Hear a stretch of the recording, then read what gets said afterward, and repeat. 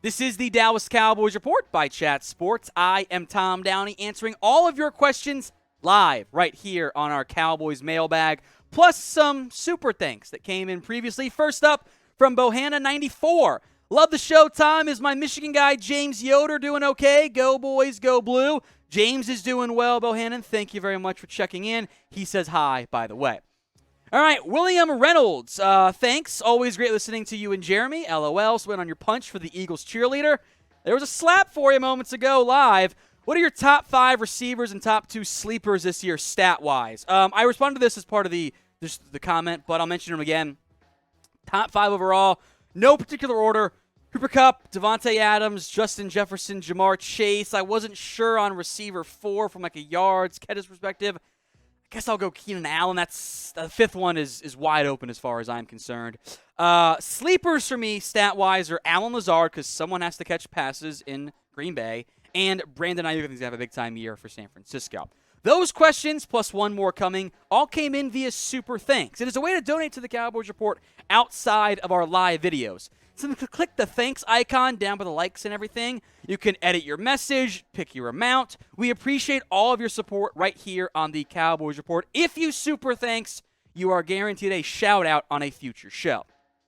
From Blood Slinger, thanks. DeMarcus Ware versus DeMarcus Lawrence. Which one would you want on the current team at the same time in their career? Difference right now or Ware at that stage in his career? So I do want to mention this, that this is the age 30 season, and this is right where Ware began to fall off. It is not, I think, as clear-cut an answer as I think it would initially be based on gut reaction. Career-wise, no doubt DeMarcus Ware. Prime peak, no doubt DeMarcus Ware.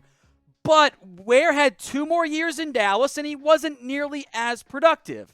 Now, he had a good career overall, and I still think the answer is DeMarcus Ware. And that's no disrespect meant to Tank Lawrence, but I think Ware's impact over the next, let's just say, 5 years, if it were similar money, whatever, I think I'd take it over Tank Lawrence's projected impact, but it's not as crystal clear based on what we know ends up happening to DeMarcus Ware. What do you guys think? Who would you rather have right now on this team? DL for DeMarcus Lawrence or DW for DeMarcus Ware? If an ad break comes on YouTube, head on down there and pick a DeMarcus for me. Mario Vega. Do we still have a kicking problem? $5 beer cheers, by the way, from earlier. Please let's not depend on kicks this year or we are screwed. Yeah, I think you do have kicking problems right now on this team. Which, by the way, quick aside, why did they go for 2? In the preseason, you had a kicker, Brett Maher, who struggles on extra points. So why didn't you go about that? That's really weird to me. I am not confident in the kickers, and I am worried it's going to be an issue this year. It was last year, too. I am not sold yet, Mario. 20 from Gavin. Will Zeke and Tony be closer to 50-50 this year as far as touches go? Fail, Eagles fail. Although I think you're in fall, Eagles fall, which I guess is still true. I think fail would have been better. I think you'll see more snaps for Tony Pollard. I don't know if it'll quite be a 50-50 touch rate. I think game flow might help dictate that a little bit, but I do think there's going to be more Tony Pollard and keeping Zeke a little bit fresher this season. From JT, record prediction after seeing the team game by game. We will do a full video on that closer to the start of the regular season. I still think 10 to 11 wins is going to be where this team is able to get if they don't suck. And that means key players, offensive line, quarterback, kicker, etc. If they don't have issues there, I think they'll be okay. From Luis Rodriguez, timeliness for a Gallup return. The Cowboys' goal is going to be to keep him off the active or off the reserve PUP list, which would cost him at least 4 games. I think your over-under is right around week 3. So we'll see on that front, but the Cowboys, I think, feel okay with where he's at. From Andres Gonzalez, just curious, would you take 2014 Tony Romo to lead this season's team or stick with Dak? Who would you prefer and why? So I assume this question means, do you want to get the exact 2014 version the Cowboys had out of Tony Romo? As a reminder, that guy was 3rd in MVP voting that year. He was almost 70% completion percentage, just under 4,000 yards on not that many attempts, 34 touchdowns, 9 interceptions. He led the league in yards per attempt. If you can promise me that quarterback, I think there are maybe 2 teams across the entire NFL who wouldn't take it. Now, if it's just for 1 year, yes, give me 2014 Romo. If you're promising, hey, you can get 2014 Romo and then you'll see beyond that, no, it's the same issue the Cowboys had where his back didn't hold up. If you can guarantee it to me, never discount the value of a known commodity, yeah, I would take that in a heartbeat. That was by far the absolute best the Cowboys ever got out of Tony Romo. Came in his age 34 season. Unfortunately, he finished with more interceptions than touchdowns the final 2 years of his career. From Steve Jobs posting, that's funny. Who has impressed you the most in the preseason? There have been quite a few players who overall I've been mostly impressed by at this point. I got a list of 5 I'll break down for you since that's been prepped for a future potential video as well. Kavontae Turpin is the obvious name, right? That guy has been balling. He's a guaranteed roster lock now. I think both backs, Malik Davis and Rico Dowdle, quite impressive. Israel Mukuamu, love what I've seen from him. Deron Bland. Tristan Hill, those are just 5 guys who I think have helped their stocks and or roles on this Cowboys team. There are plenty of others, but those are 5 that jump out to me.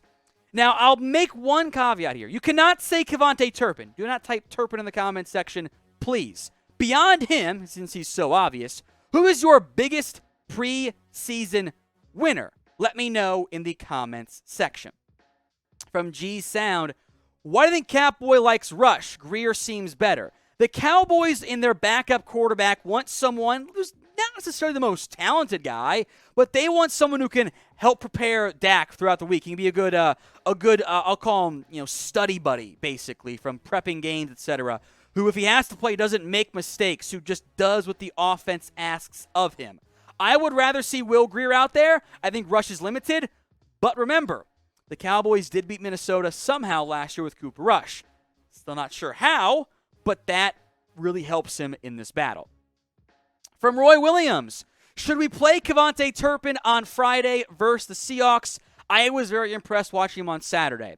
If you want to give him some actual receiver reps, which you really haven't done so far, it's mostly been gadget stuff, sure, I guess you can go that. But you should not put him on returns. He's making this roster. If I had to pick one or the other, I'd probably say just sit him. It's fine. But if he does play, I think it should only be on the wide receiver side, and he does not need no returns. We know what he can do. He's good. The Cowboys Report is also available on Rumble. Free, uncensored content. We do after hours once a week on that video platform. Go support and follow us for free at rumble.com/CowboysTV. We are still far behind the Raiders Report. It makes me sad. I want nothing more than to catch them. And I know not everyone watching right now is following us on Rumble. Let's get that changed. Head over, hit the big green button at rumble.com/CowboysTV. Links in the comments section and in the description. From Cole JP, why did you have Nahshon Wright so bad or so low on your board when he was drafted? A couple different reasons. A big reason was this is, objectively speaking from a testing perspective, a bad athlete. He did run a 4.49 40, and that's great. And he's got the great size at 6'4", skinny at 183, no agility. Like, the agility numbers were terrible. And frankly, I didn't think he was that good at Oregon State. Like, I didn't see him win nearly enough. He got beat too much for me. There were not a ton of ball skills. If he had tested better, he would have been higher on my board. I just didn't like him that much as a prospect. The Cowboys clearly disagreed, and I hope they end up being right. But I saw a guy that, for all his size, wasn't that productive. I've seen the preseason, unfortunately, knock on wood, it changes so far. Steph Curry, thoughts on Payton Hendershot, that is the UDFA Hunter from Indiana. On my roster projection, he was one of the guys fighting for the last spot. He has a real chance of making this 53-man roster. It comes down to how many tight ends will the Cowboys carry. Is he ahead of Sean McEwen? I'm not sure yet, but he has a chance to be tight end 3 or 4 come 53-man roster time. Chase J. Ferguson taking tight end spot next to him with current performance. I thought his tackle-breaking run, by the way, thanks for the super chat, Chase. I thought his tackle-breaking run was the best he's made so far. I was very impressed by it. I am not going to promise him the job, though. It is 2 preseason games. We will see how he fares. If he plays and continues to play well, awesome. But I don't think you're promising him anything at this point. Now, if you want Cowboys camp, preseason, and regular season coverage, this is your one-stop shop, my friends. Hit that big red button and subscribe at youtube.com/CowboysTV. From Vince, what does Smith have more to do to welcome you on his hype train? What do we mean by hype train here? Do we mean like he's the best guard ever? Do we mean he's a starter? Do we mean he's a good draft pick? Different things. Best guard ever? Let's calm down. Starter, I'm already there, obviously. I think I just have a different level of expectations right now for Smith. And that also makes me a lot more optimistic than where I was entering the pre-draft process. I think he's gotten better so far. I have liked what I've seen. I am acknowledging there are probably going to be some ups and downs. There have been on film already. That's okay. I will say this. If I saw this version of Tyler Smith at Tulsa, which I honestly don't think we saw, there were a lot more mistakes. He's been better since getting to Dallas. I would have felt a lot better at the time about the pick. Eugene Roberts, are we signing any outside free agents or trading them before the year begins? Outside free agents, maybe you claim someone off of waivers or you sign a veteran at roster cutdown time. But I don't think there's going to be any major moves there. Trade, maybe. Maybe you trade somebody away. You've got some extra depth in particular on the defensive line right now. So I think that could be an option for Dallas. Hotspot Casino, $2 super chat. Thank you, my friend. Zeke better watch out for 34. Malik Davis, he's a starter. I'm not going to call him a starter yet. I will say I've been much more impressed by Malik Davis for this couple preseason games than I ever was at Florida. Didn't test well, didn't play well for the Florida Gators. He's been a better runner. I think Rico Dowdle has looked just as good as Malik Davis so far. He's a tough cut right now for the Cowboys. You give him a practice squad, I think. I think you could stash him. He's a UDFA, no one wanted. I think you could stash him if you needed to there. So we will see what happens at the running back position. But I think Davis, Dowdle, etc. Zeke next year, he's not guaranteed a spot. From Ben, are you worried about Jalen Tolbert? No, in terms of long-term impact.